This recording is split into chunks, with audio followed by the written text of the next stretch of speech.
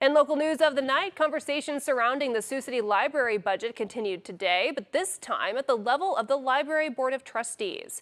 The discussion began during Sioux City's budget review meeting, where the City Council directed the library's Board of Directors to draft a memo outlining what both a $300,000 and a $1 million budget cut would look like. The library's current annual budget is $4 million.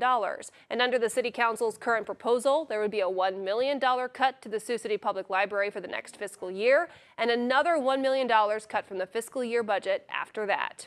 KTV's Taylor Deckert was in that meeting today. And Taylor, what did the board decide to do regarding the request from the council? Hey, Katie. Yes, the Sioux City Library Board of Trustees says they are tentatively recommending a $100,000 cut, wanting to work with the council to agree on an amount without impacting services. They also highlighted the importance of working to create a vision, planning and studying alongside the city for what the future of the library looks like.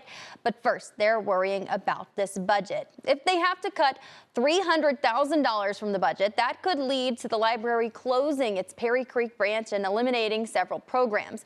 If they have to cut $1 million on top of the other cuts, they would also have to close the Morningside Branch Library, eliminating several staff positions while also cutting back on the number of databases it subscribes to as well. Again, these are just proposals. Several comments made by the trustees include saying it's not easy, but they're wanting to work and negotiate.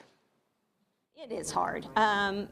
You know, the library staff and the board feels that the library just does a wonderful job. Sometimes reality hits us, and we understand budget cuts. I've been in other places where I've had to make budget cuts, and it's never easy, especially if it's going to come down to people's positions or if we lose services to the community.